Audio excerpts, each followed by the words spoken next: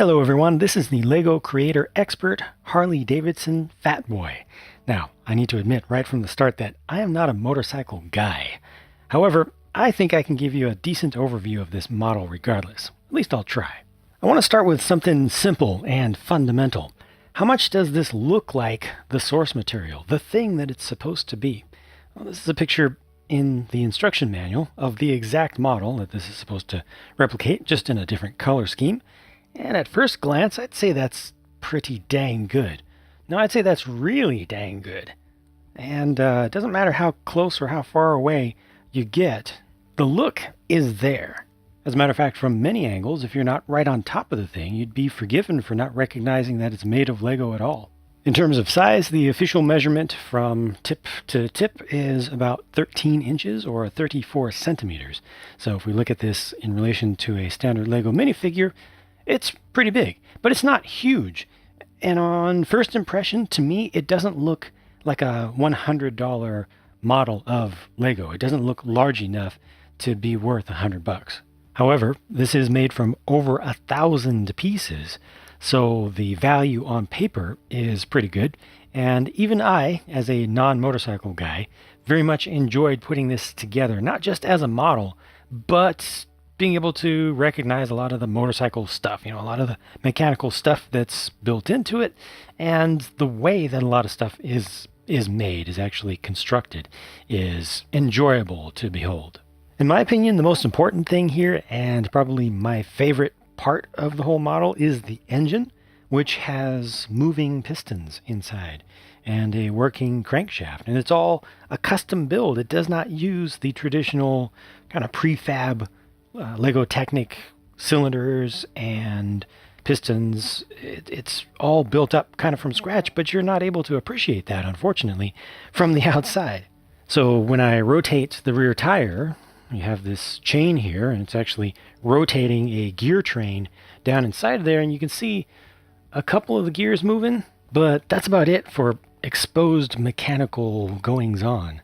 This computer-generated full cutaway image on the back of the box shows you what all you're missing. So this is all fully custom built up in there with the con rods and the pistons themselves, which are actually made from large spools that are intended to be used with winches, with string going around them.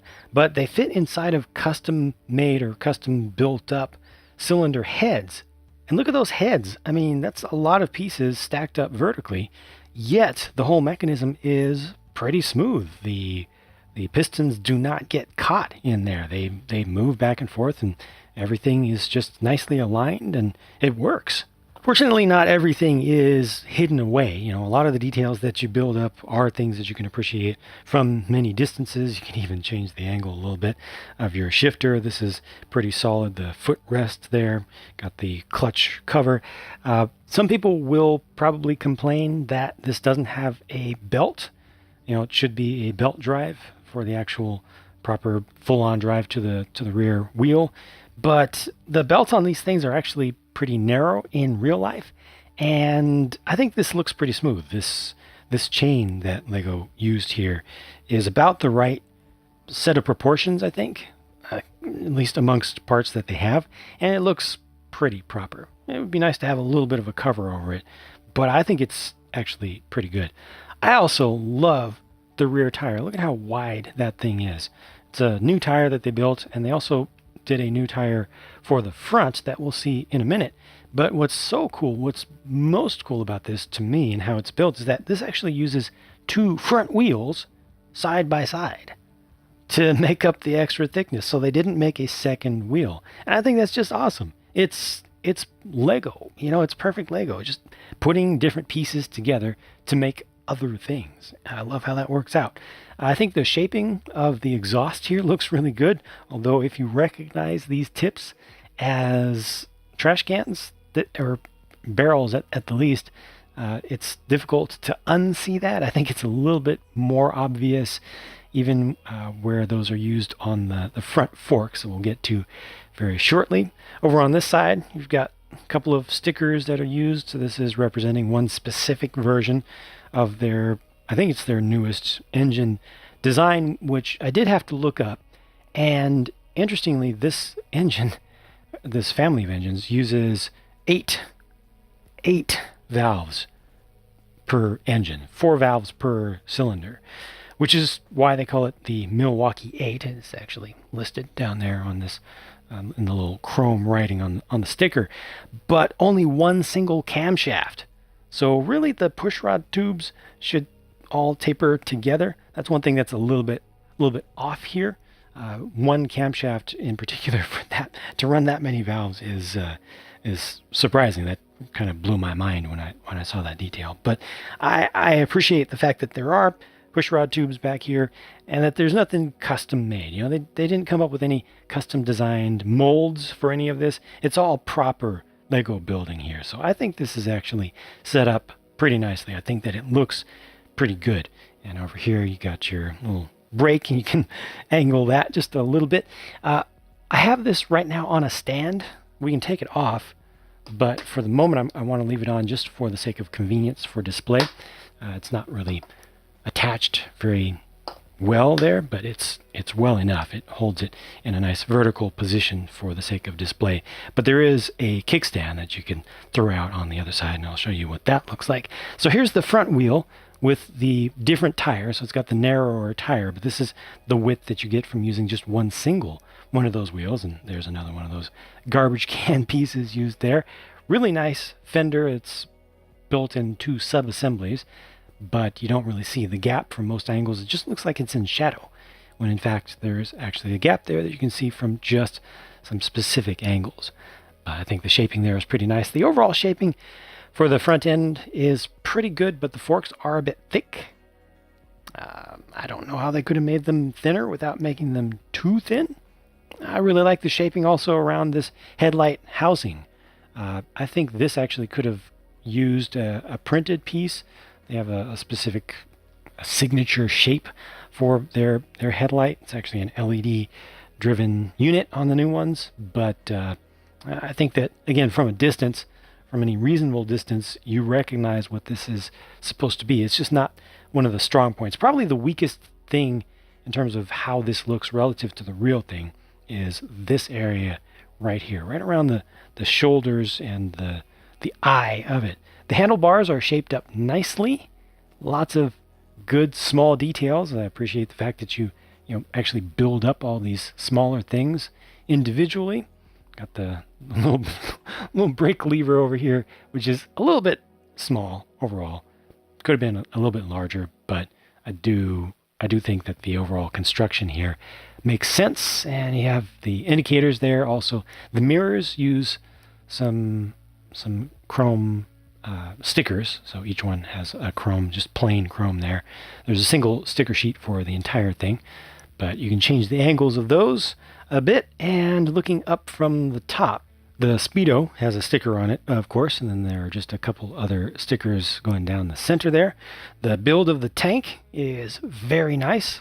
The shaping is pretty good. This actually does use prints for the side, and they actually created 2 different prints because just one would not do to do that correctly.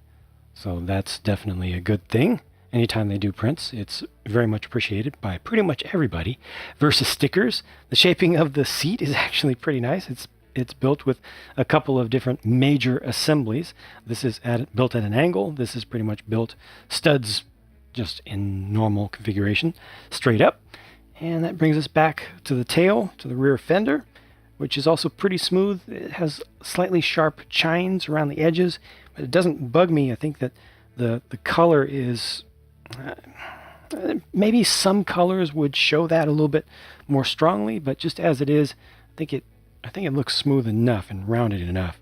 And then at the rearmost point on the whole thing, they have the license plate there, which normally with Lego sets would have a reference to the designer's name or at least to the set number, but in this case it was Harley Davidson that actually decided on exactly what to put on the license plate there. And I think the company actually had a lot of input into specifics of this. They chose a recent bike rather than an older, possibly more or iconic version, because they want to tie in to something that people who might get inspired by this could actually buy today. And they also wanted to show off their newer engine design and everything. I don't think I showed you the radiator there, which is a little bit on the small side. I guess the motor itself overall is a little bit small in size visually relative to the rest of the frame, but again, it's not bad in my opinion.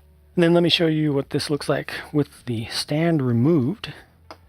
So your kickstand just comes out right here. It's just on a single swivel that is perpendicular to the ground and just leans over nicely like so. I mean, it's not the most secure thing. It has a little bit of flex in it, but it does its job. It works. And there's just a look at the angle at which the whole thing leans when it's on that stand. I think it's a little bit exaggerated. I think the lean is a little bit much, but it's not too far off from reality. If there's one thing that I don't like about this model, one thing that disappoints me, it's the suspension, or rather the lack thereof. There is none. This is a soft tail. It's a modern bike. It's a soft tail bike. That's one of their major little sub brands almost. It's something that the company Harley Davidson is proud of, and they reference quite frequently. And there's just no suspension movement here whatsoever.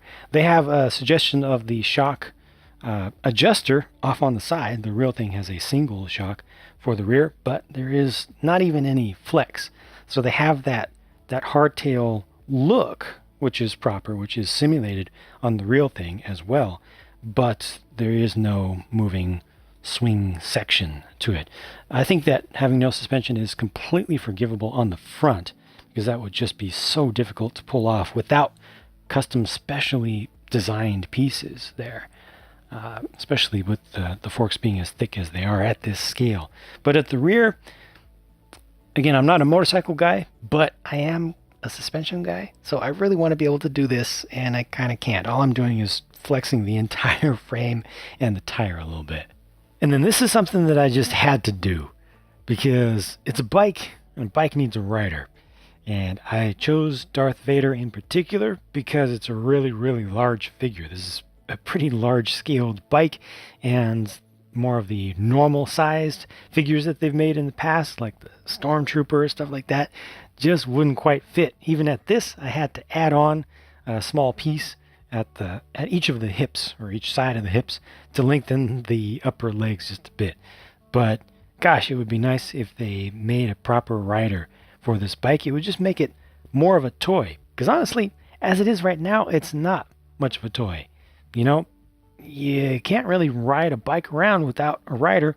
This just doesn't have enough going on with it, but putting Vader on there really completes the package. Here are the leftover spare parts for the set, and what stands out to me the most is the red color for the half-rounded 1x1 tile. At the end of the day, this is a good set, in my opinion. Very enjoyable to put together, but the whole thing is not without its flaws. Chief among them being the fact that you can't see and appreciate the very nice, fully custom built up engine mechanicals inside of there once you've finished the model.